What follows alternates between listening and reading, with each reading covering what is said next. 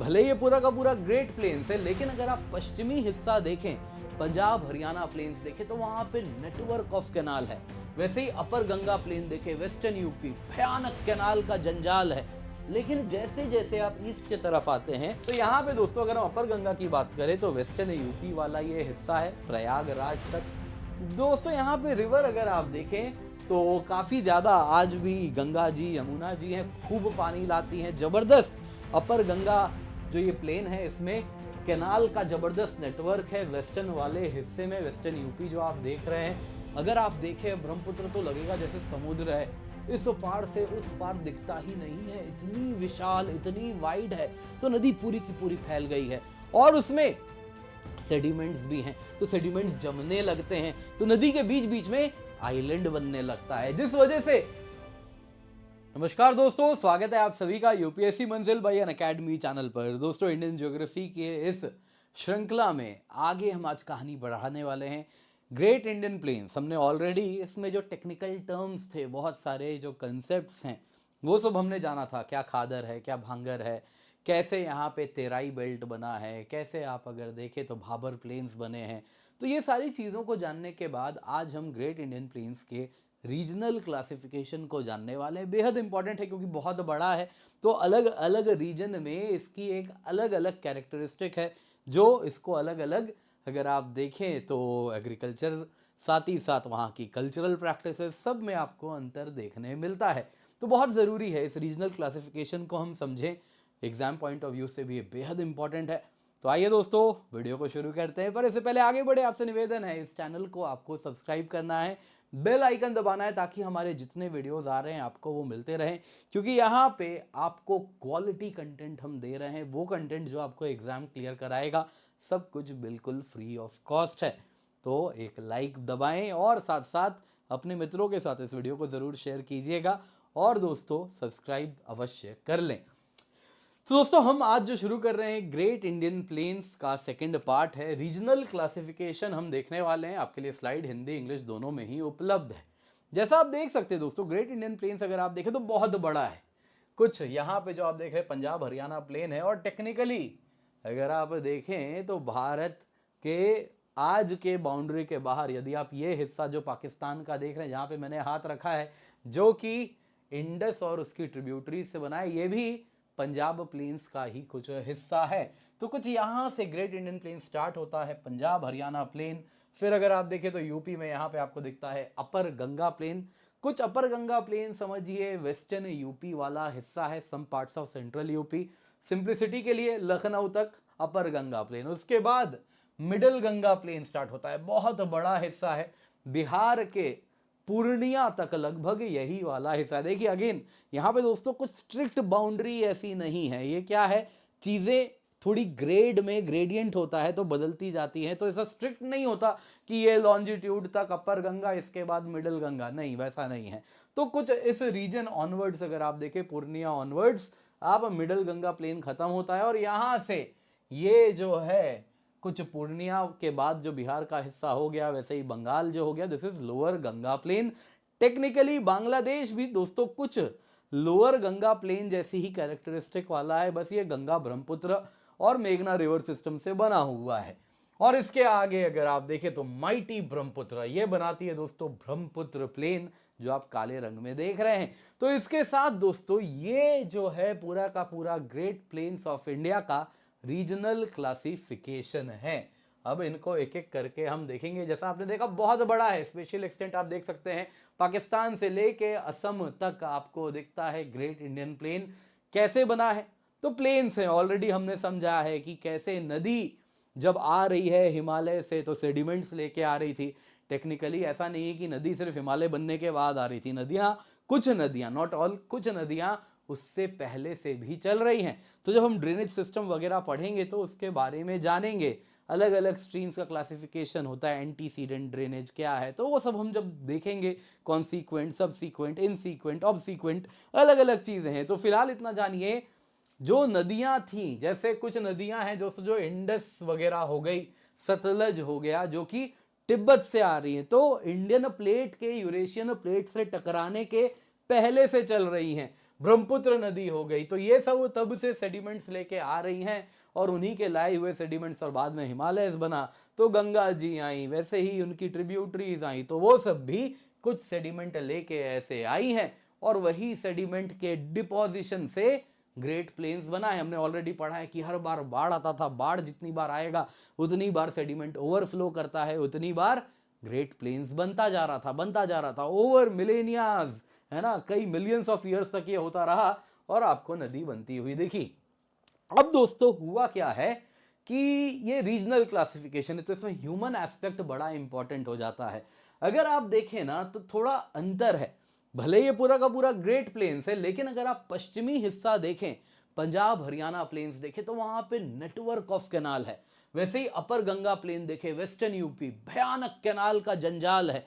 लेकिन जैसे जैसे आप ईस्ट की तरफ आते हैं आपको वैसे कनाल नहीं दिखता। कनाल की जो है, कनाल डेफिनेटली है लेकिन डेंसिटी कम होती हुई दिखनी शुरू हो जाती है, बारिश बढ़ने लग जाती है। और इस वजह से अगर आप देखें तो स्टार्टिंग में जब ग्रीन रिवॉल्यूशन भी आया तो कुछ पश्चिमी हिस्से तक ही ये केंद्रित रहा, वहीं पर आया और ग्रीन रिवॉल्यूशन यहां तक नहीं आ पाया। इस वजह से क्रॉपिंग पैटर्न कुछ ऐसे इलाके में अलग हो गया है जो यहाँ के कहीं ना कहीं भूगोल को सूट नहीं करता, लेकिन वहां पर वो किया जाता है। जैसे पैडी कल्टीवेशन, हरियाणा में पानी ज्यादा नहीं है, बारिश ज्यादा नहीं होती है, लेकिन बासमती उगाते हैं। तो क्यों हो रहा है? ग्रीन रिवॉल्यूशन का बड़ा रोल रहा है। आज कहीं ना कहीं पंजाब में जो आज अभी इसी वक्त आप देखें तो पराली जलाने की समस्या आ रही है, ये उसी ग्रीन रिवॉल्यूशन की देन है। तो उस वजह से दोस्तों कुछ प्रॉब्लम्स भी हैं जो कि कभी अपॉर्चुनिटीज भी लाए थे। तो वो आइए सारी चीजों को एक एक करके अब हम रीजनल क्लासिफिकेशन के अनुसार देखते चलते हैं। पहला है दोस्तों पंजाब प्लेन। देखिए कई जगह पे पंजाब हरियाणा प्लेन्स को एक साथ ही पढ़ लिया जाता है, तो हम सिंप्लिसिटी के लिए अलग कर देते हैं। पंजाब प्लेन अलग से पढ़ेंगे, हरियाणा प्लेन अलग से पढ़ेंगे। Usually Punjab Haryana plain singly unit में पढ़ लिया जाता है, तो हम थोड़ा डिटेल में जाएंगे। तो दोस्तों अगर पंजाब प्लेन्स की बात करें तो किससे बना है? आपके सामने नदी है, इंडस और उसकी ट्रिब्यूटरी से बना है। इंडस और उसकी ट्रिब्यूटरीज कौन सी है? अगर आप दक्षिण से उत्तर की ओर जाएंगे तो पहले क्या आया यहाँ पे? सतलज। उसके बाद क्या आ रहा है? ब्यास। उसके आगे जाएंगे दोस्तों तो यहां पे आप देख सकते हैं सतलज, ब्यास, चनाब, रावी, झेलम और ये इंडस। याद रखने का क्या तरीका है? सिया बर रामचंद्र जी की जय, ये याद रखिएगा। सतलज, ब्यास, रावी, चनाब, झेलम, इंडस। थोड़ा इसमें उल्टा डाल दिया है, तो सतलज, ब्यास, रावी, चनाब, झेलम, इंडस कुछ इस प्रकार से है जो आप यहां पे देख रहे हैं। सतलज, ब्यास, रावी, चनाब, झेलम, इंडस। सिया बर रामचंद्र जी की जय, है ना, बड़ा सिंपल है। स से सिया, ब से ब्यास, सिया बर, राम से रावी, चनाब से सियाबर रामचंद्र की जय, झेलम, इंडस तो सबको याद रहता ही है। तो ये फॉर्मूला याद रखिएगा, ये आपको काम आएगा। अब दोस्तों ये जो नदियां हैं इन्होंने ही पंजाब प्लेन्स को प्राइमरीली बनाया है। अनफॉर्चुनेटली आज भारत वाले बाउंड्री के अंदर लिमिटेड हिस्सा ही रह गया है, अधिकतम हिस्सा पाकिस्तान के पास जा चुका है। पाकिस्तान के पास इतनी बड़ी नदी, इतना ज्यादा डेंस नेटवर्क ऑफ कैनाल वगैरह सब उसको पार्टीशन के टाइम में ही कुछ मिलना शुरू हो गया था, कुछ पार्टीशन के बाद भी उसने बनाया, लेकिन आज वहां पे समस्याएं हो रही क्योंकि उसने प्रॉपरली उसे मेंटेन नहीं किया। और आज देखिए कहीं ना कहीं प्रॉब्लम्स वहां पे कैसे होते हैं। पंजाब जो पाकिस्तान वाला है वहां पे एनुअल फ्लडिंग की प्रॉब्लम होती है, तो कैनाल्स में सिल्टिंग होती है, उसको मेंटेन नहीं करते, तो वो सारी समस्या है। दोस्तों ये पूरा का पूरा पंजाब प्लेन अगर आप देखें ना तो मोर और लेस फ्लैट टेरेन है, बिल्कुल फ्लैट है। लेकिन आप अगर इसकी तुलना करें कुछ यूपी वाले डोआब वाले, गंगा यमुना डोआब वाले रीजन से, तो थोड़ा ऊंचा है। सी लेवल अगर आप देखें तो 50-60 मीटर ये थोड़ा ऊंचा हो जाता है। लोकली अगर आप देखें तो यहाँ पे कुछ इलाके ऐसे भी हैं जहां पे पानी जमता है, बट ओवरऑल अगर देखें तो पानी बड़ा ही यहाँ पे ना पोरस है, सॉइल ऐसा है कि पानी ज्यादा जमता नहीं। कारण क्या है? यहाँ पे ज्यादा बारिश नहीं होती है, ज्यादा बारिश नहीं होती है तो ओवरऑल जो वाटर है वो परकोलेट करता है, तो सॉइल बड़ा बढ़िया बना रहता है। क्योंकि क्या होता है अगर पानी जमने लगता है तो वो सॉइल खेती के लिए उतना अच्छा नहीं है। तो ये परफेक्ट सॉइल, इसमें अगर आप देखें तो बड़ा लोमी टेक्सचर है, सैंड सिल्ट सब कुछ वेल जैसा रेशियो होना चाहिए उसी रेशियो में है, जिस वजह से यहाँ पे अगर आप देखें तो बहुत बढ़िया खेती होती है। स्पेशली दोस्तों अगर आप देखें ना तो इसमें बहुत इंपॉर्टेंट हो जाता है डोआब्स को जानना। आब उर्दू में पानी को कहते हैं, दो आब यानी दो पानी के बीच वाला हिस्सा इज डोआब। तो यहां पे दोस्तों अगर आप डोआब देखें तो बड़ा सिंपल है, कुछ इस प्रकार से डोआब के नाम है। आपको नदी याद मैंने करवा दिया, सियावर रामचंद्र की जय, तो उसके बीच में वही डोआब का भी उसी पे नाम है। सतलज और ब्यास, स और ब क्या बना, बिस्ट डोआब, ब और स मिला बन गया बिस्ट डोआब। वैसे ही ब्यास और रावी बीच में जो डोआब बना क्या नाम हो गया, ब और र, बारी डोआब। चेनाब और रावी इसके बीच में जो डोआब है, ये जो इलाका है पूरा का पूरा, ये क्या हो गया, रचना डोआब।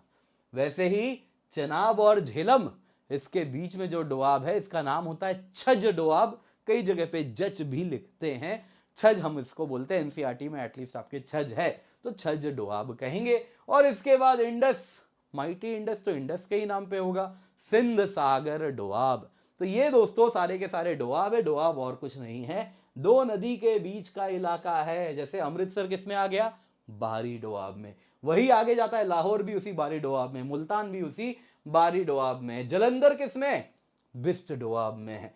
वैसे ही आप देखें तो यहाँ पे ये सारे के सारे इसके क्लासिफिकेशन कुछ इस प्रकार से हैं। तो ये सब ग्रेट इंडियन प्लेन्स का पंजाब प्लेन वाला हिस्सा आपको देखने मिल रहा है।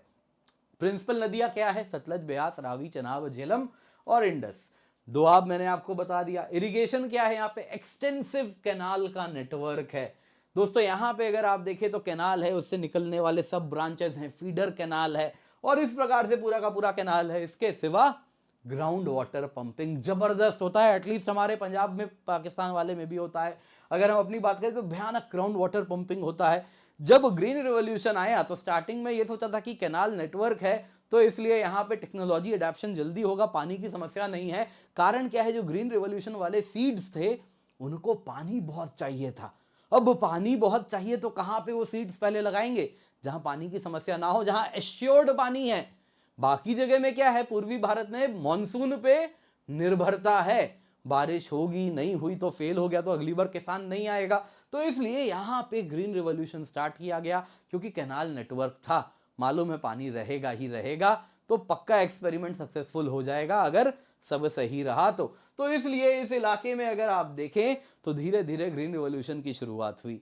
यहाँ पे दोस्तों उसके बाद क्या किया गया, ऐसा कहा गया कि देखिए कैनाल बनाने से ज्यादा सस्ता और अच्छा है कि क्यों ना किसान को ही कह दिया जाए, ये लो ग्राउंड वाटर पंपिंग शुरू करो, बिजली फ्री। किसान ने लिया ग्राउंड वाटर, धड़ाधड़ पंप करना शुरू किया, खूब पानी खींचा और पंजाब में वो है ना शुगर केन उगाने लगा, वो पानी इंटेंसिव चावल उगाने लगा, बासमती उगाने लगा। और इस वजह से अगर आप देखें तो गेहूं तो यहाँ ट्रेडिशनली उगता ही था, गेहूं भी, चावल भी, गन्ना भी, सब कुछ उगने लगा। बहुत हाई क्रॉपिंग इंटेंसिटी है, यानी कि एक पैच ऑफ यदि जमीन आप देख रहे हैं तो उस पैच ऑफ लैंड में दोस्तों, उस पैच ऑफ लैंड में अगर आप देखें तो एक बार एक साल में करीबन करीब 3 क्रॉप उगा लिया जाता है। 200% तो पक्का ही है, यानी कि 2 क्रॉप जरूर उग जाता है। तो इस तरीके से हाई क्रॉपिंग इंटेंसिटी आपको यहां पर देखने मिलती है। लेकिन फिर क्या हुआ, अब एंड ऑफ द डे आप ग्राउंड वाटर इरिगेशन कर रहे हैं, पंप से पानी खींच रहे हैं, तो एक टाइम के बाद प्रॉब्लम्स आएंगे। आज वो प्रॉब्लम हो रहा है। आज दोस्तों वहां पे पानी की किल्लत हो रही है, ग्राउंड वाटर लेवल्स बिल्कुल नीचे जा चुके हैं। इसके साथ साथ अगर आप देखें तो क्या हो रहा है, सॉइल सैलिनाइजेशन हो रहा है। क्या होता है दोस्तों, यहाँ पे ना कुछ इलाके ऐसे हैं जहां पे लैंड लेवल नहीं करते हैं किसान, जिस वजह से क्या होता है कुछ इलाकों में जाके पानी जम जाता है।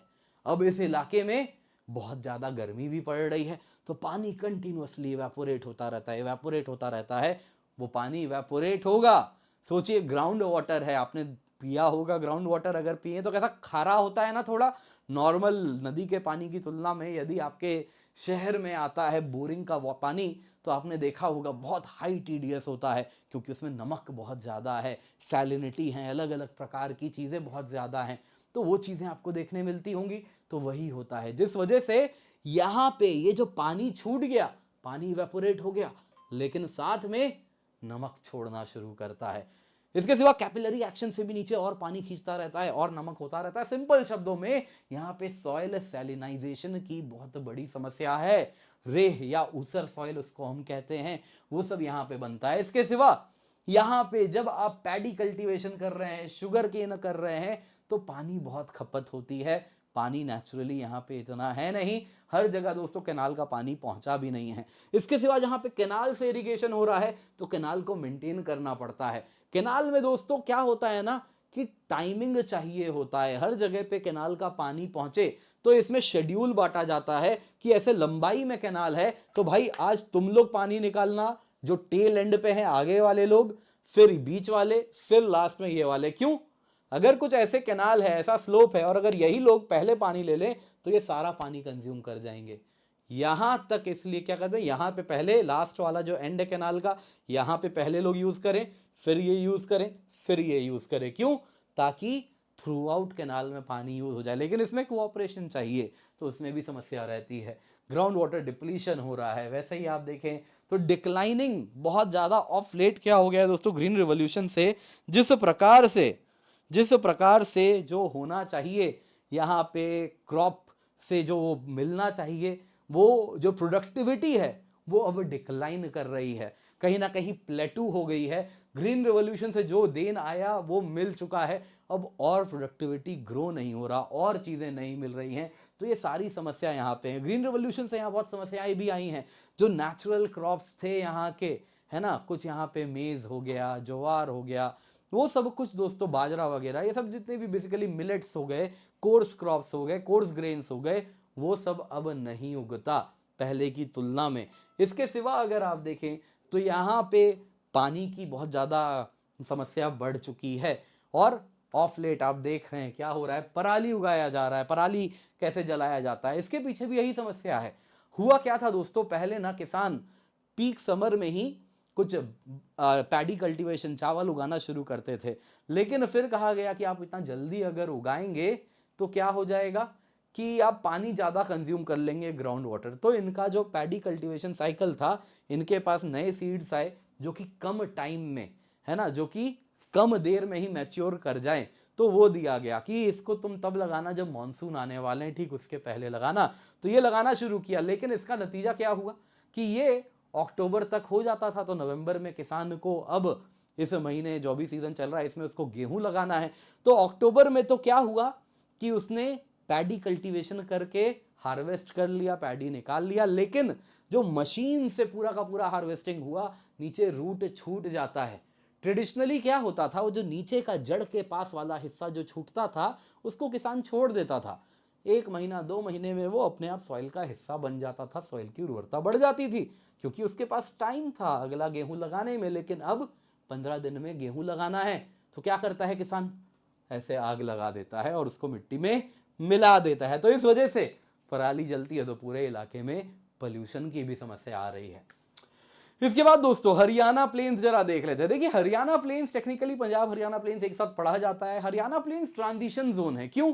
क्योंकि अगर आप ये मैप देखें ना, तो यहां से ये यमुना नदी आप देख रहे हैं बाउंड्री पे है, ठीक बाउंड्री पे यमुना नदी आप देख रहे हैं कैसे, यहाँ पे यमुना नदी है, यही है यमुना, ठीक बाउंड्री बना रही है कुछ इस तरीके से। नतीजा क्या होता है दोस्तों, यहां पे अगर आप देखें तो घग्गर नदी है, इधर पे यमुना नदी है। तो इसके आगे जाओगे तो ग्रेट इंडियन प्लेन्स का गंगा यमुना वाला हिस्सा शुरू हो जाता है। लेकिन ये क्या है, इधर जाओगे पंजाब में तो इंडस रिवर सिस्टम, इधर जाओगे तो गंगा रिवर सिस्टम, तो इधर पे इंडस, इधर पे गंगा जी, इसके बीच में ये ट्रांजिशन जोन है हरियाणा प्लेन्स। तो यहां भी अगर आप देखें दोस्तों तो काफी बढ़िया यहाँ भी खेती बाड़ी होती है। ऑफ लेट अगर आप देखें तो यहाँ पे काफ़ी ज़्यादा ऑफ लेट क्या, ग्रीन रेवोल्यूशन के टाइम से ही ग्राउंड वाटर बेस्ड बहुत ज़बरदस्त इरिगेशन सिस्टम्स यहाँ लगाए गए हैं।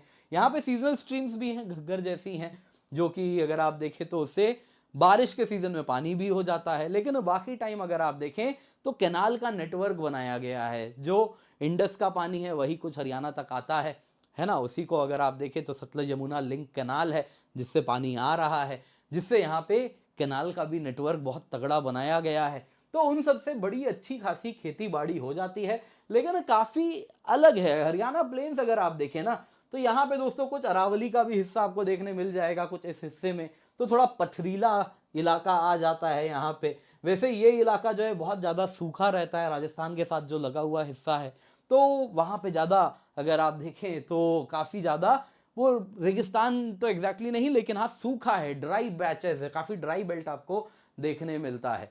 लेकिन यहाँ पे जहाँ जहाँ कैनाल का नेटवर्क आ गया है, ग्राउंड वाटर इरिगेशन होता है बोरवेल से, ट्यूबवेल से, तो उन सबसे दोस्तों वीट राइस काफ़ी बढ़िया होता है इरिगेटेड बेल्ट में। कॉटन मस्टर्ड होता है जहाँ पे रिलेटिवली ड्रायर ट्रैक्स हैं, जहाँ पानी कम होता है।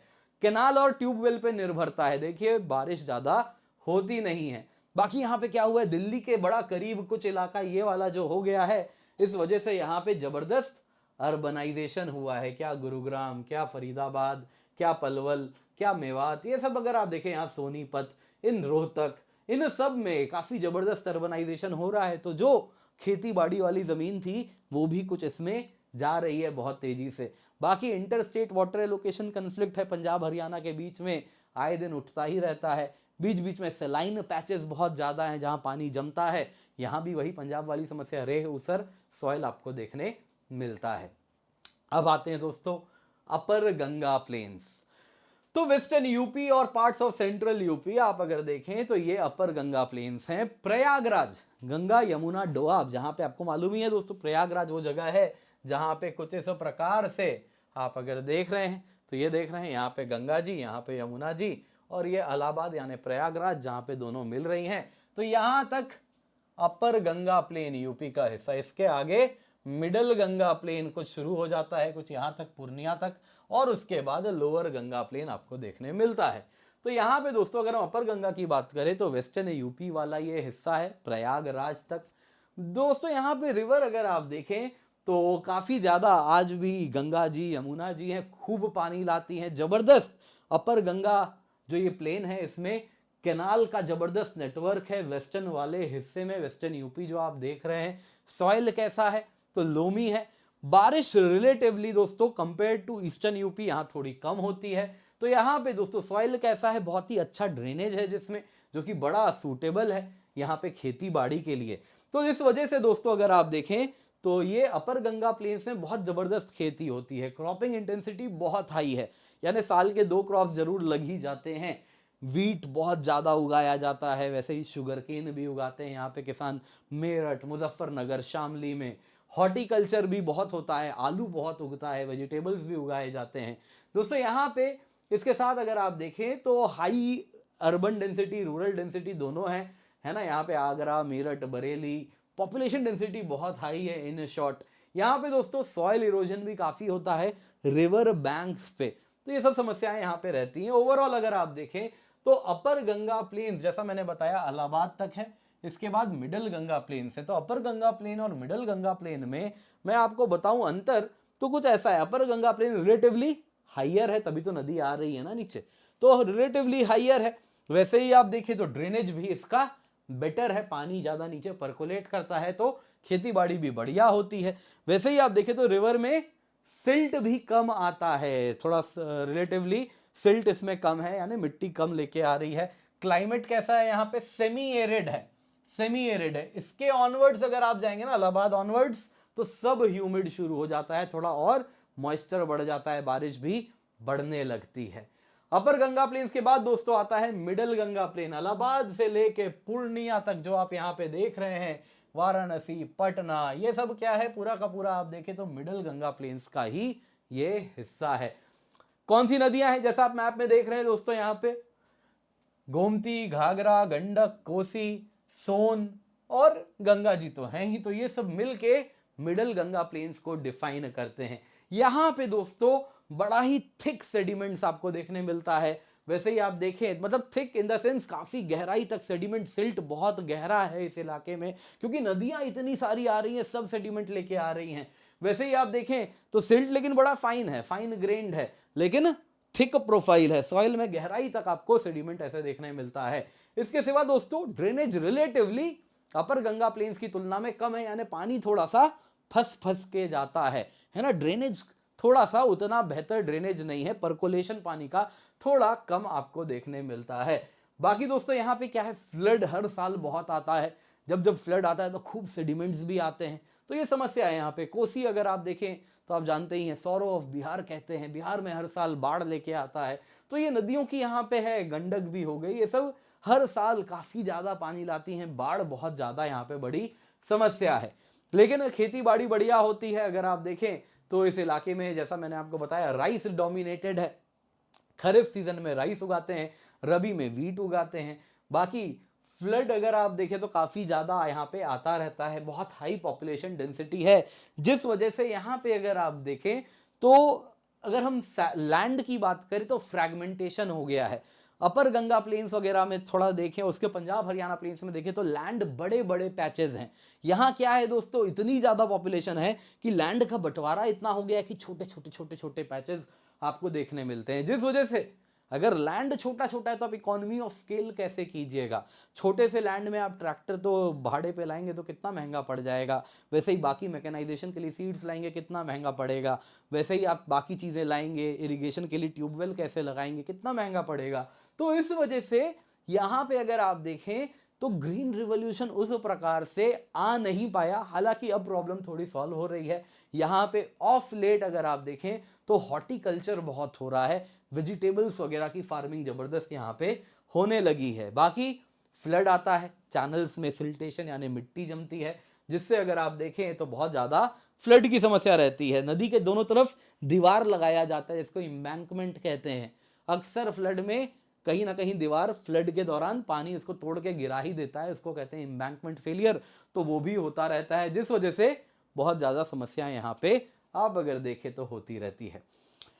Lower Ganga plains, lower Ganga plains दोस्तों, ये जो हरे रंग में आप देख रहे हैं यही है lower Ganga plain. Purnia onwards पूरा का पूरा बंगाल, पश्चिम बंगाल लोअर गंगा प्लेन्स है दोस्तों। यहाँ पे फ्लड प्लेन तो आपको देखने मिल रहा है, लेकिन इतना इलाका डेल्टाइक ट्रैक भी देखने मिल जा रहा है, जिसमें दोस्तों टाइडल इन्फ्लुएंस भी हो रहा है। यहाँ पे दोस्तों गंगा, हुगली, दामोदर, ये सारी नदियों से ये डिफाइंड है।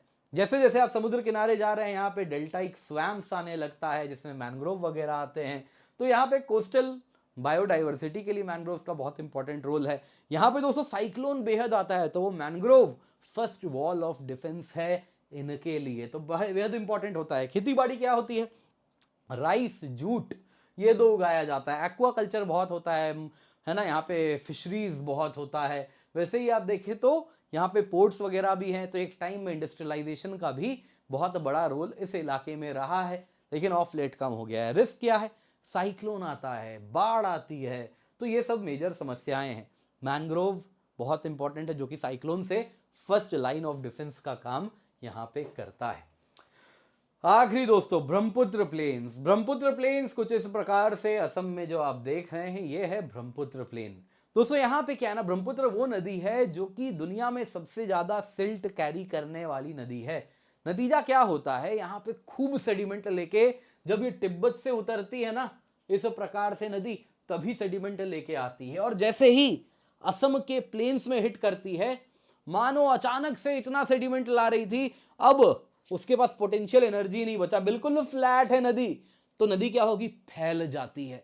अगर आप देखें ब्रह्मपुत्र तो लगेगा जैसे समुद्र है, इस पार से उस पार दिखता ही नहीं है, इतनी विशाल, इतनी वाइड है। तो नदी पूरी की पूरी फैल गई है, और उसमें सेडिमेंट्स भी हैं, तो सेडिमेंट्स जमने लगते हैं, तो नदी के बीच बीच में आइलैंड बनने लगता है, जिस वजह से यहाँ पे आप माजुली आइलैंड देखेंगे। दुनिया का सबसे बड़ा रिवराइन आइलैंड है, यानी नदी में बना हुआ आइलैंड माजुली है। लेकिन क्या हो रहा है, उसमें भी बहुत ज़्यादा इरोजन होता है, उसके जो नदी बहुत तेजी से आइलैंड कट कट के छोटा भी होता जा रहा है। बाकी दोस्तों यहाँ पे अगर आप देखें तो राइस कल्टीवेशन, जूट कल्टीवेशन होता है, यहाँ पे ट्रिपल फार्मिंग होता है। किसान अक्सर क्या करते हैं, खेत में फ्लड इरिगेशन कर रहे हैं तो उसमें पैडी कल्टीवेशन यानी चावल उगाया जा रहा है, धान उगाया जा रहा है, उसी में पानी के नीचे मछली भी रहती है और उसके ऊपर डक भी रहते हैं।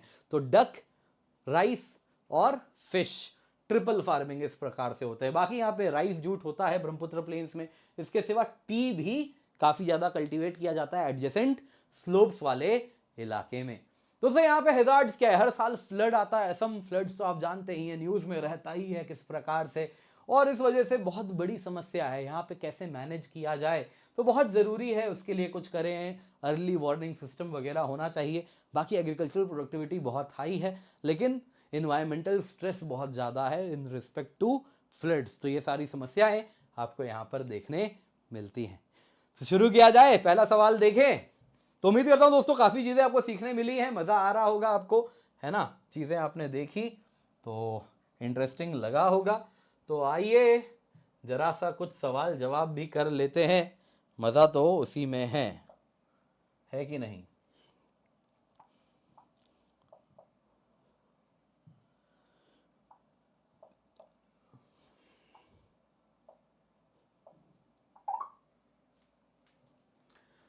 तो पहला सवाल आपके समक्ष है, जरा regional division west to east कीजिए। Haryana plains, Punjab plains, middle Ganga plains, upper Ganga plains, क्या होगा। West to east.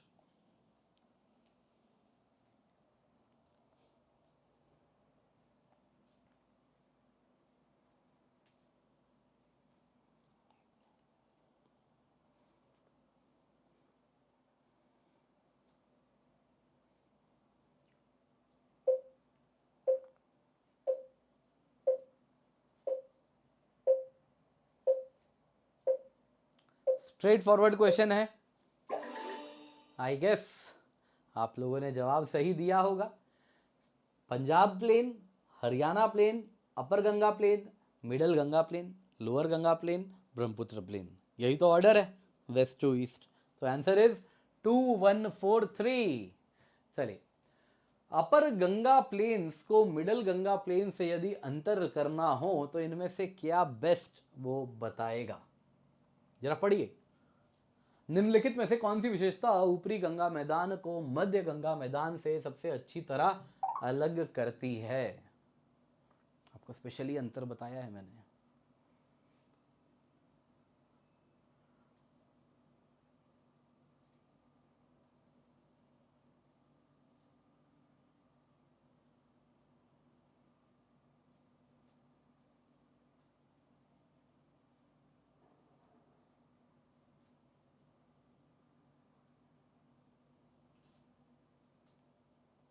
एलिमिनेट कीजिए, ऑप्शन से एलिमिनेट कीजिए, आप आंसर पे पहुंचेंगे।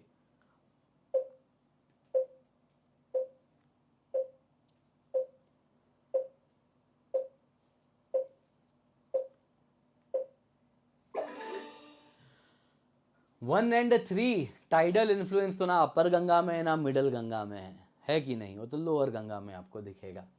ठीक है, तो फोर्थ ऑप्शन तो सीधा हट गया। चलिए फोर्थ हट गया।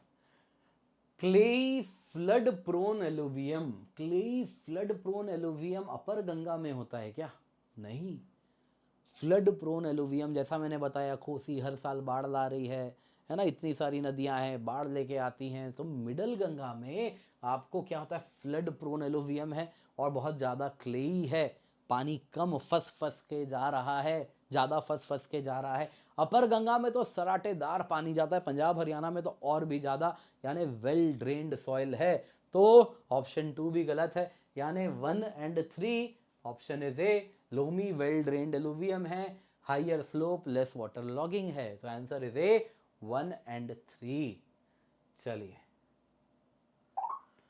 बताइए कौन सा great Indian plains delta formation के साथ एसोसिएटेड है। स्ट्रेट फॉरवर्ड है, upper Ganga, middle Ganga, lower Ganga, Haryana planes.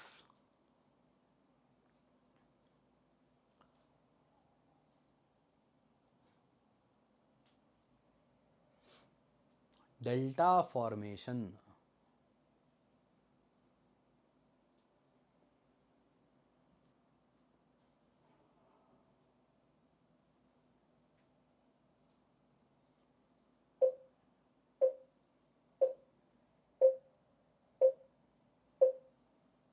इसका जवाब तो मैंने दे ही दिया था आपको पहले सवाल को ही डिस्कस करते समय।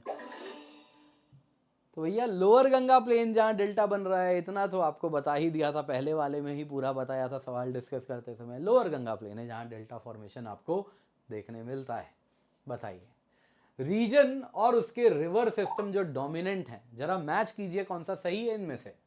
पंजाब प्लेन इंडस सिस्टम से बना है, upper Ganga plane Ghaghara Gandak system से, मिडिल गंगा गंगा यमुना डोआब से। जरा बताइए कौन सा है राइटली मैच्ड।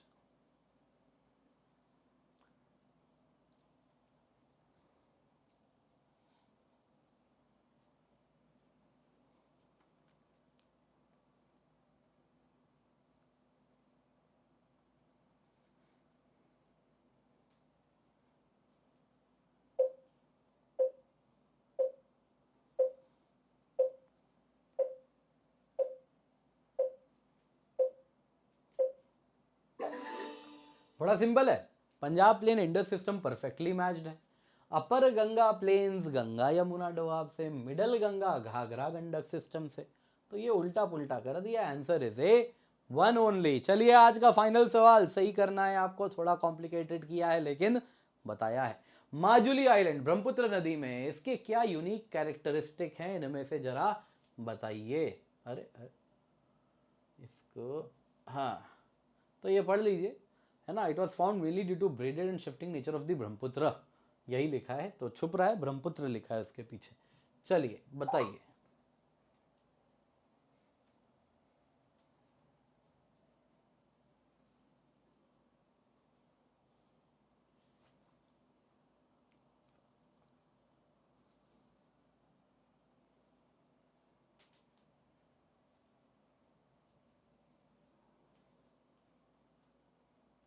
एलिमिनेट कीजिए, क्या एलिमिनेट हो रहा है, क्या बच रहा है, फिर सोचिए।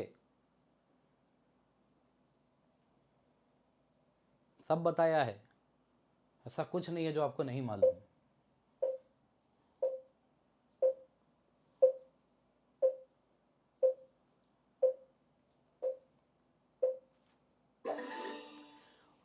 माजुली आइलैंड क्या वॉल्केनिक आइलैंड है? कतई नहीं, तो सी और डी तो ऐसे ही एलिमिनेट हो गया। 1 2 1 2 4 में फोर्थ ऑप्शन जरा पढ़िए। हर साल यहाँ इरोजन होता है, आपको बताया, तो माजुली छोटा हो रहा है इरोजन से कट कट के, तो 4 बिल्कुल सही है, तो 1 2 and 4 is the right answer. बाकी 1 क्या है, लार्जेस्ट इनहैबिटेड रिवर आइलैंड है वर्ल्ड का, बिल्कुल सही बात है। विश्व की सबसे बड़ी आबाद नदी द्वीपों में से एक है, बिल्कुल सही बात है, बिल्कुल है। कैसे बना है, तो ये मुख्यतः ब्रह्मपुत्र की बहुधारा और मार्ग परिवर्तन वाली प्रकृति के कारण बना है, बिल्कुल सही बात है। ब्रह्मपुत्र आती है, सेडिमेंट्स लेके यहाँ से आती है, ड्रॉप करती है, फिर मुड़ जाती है, फिर आगे बढ़ती है, बीच में सेडिमेंट ड्रॉप करती है, जिससे ये बना है, तो बिल्कुल सही बात है। तो आंसर इज, जैसा आप देख सकते हैं, बी 1 2 एंड 4 ओनली। अब आपको क्या करना है, जो पढ़ाया है वीडियो वापस देखिए, रिवाइज कीजिए, अपने दोस्तों के साथ शेयर कीजिए, नॉलेज रखिएगा, बांटेगा तो ही बढ़ेगा, अदरवाइज रह जाएगा। तो मेक श्योर आप इसे शेयर कर रहे हैं। बाकी बिगेस्ट एवर स्कॉलरशिप टेस्ट आपके लिए हम लेकर के आए हैं, 40 करोड़ तक का इनाम है, जिसमें AIR-1 को तो गाड़ी मिलने वाली है, तो इसे आप मिस नहीं कर सकते। MacBook, laptop, iPhone 17, smart watches और बहुत सारी चीज़ें हैं। जल्दी से जाइए, जाके जुड़िए, टॉप एजुकेटर्स के द्वारा क्यूरेटेड ये टेस्ट है। 23 नवंबर को सुबह 11 बजे, शाम को 5 बजे हो रहा है, तो जल्दी से जाइए, जाके लिंक डिस्क्रिप्शन बॉक्स में मिल रहा है, जाके जुड़ जाएं, इसका फ़ायदा अवश्य उठा लें।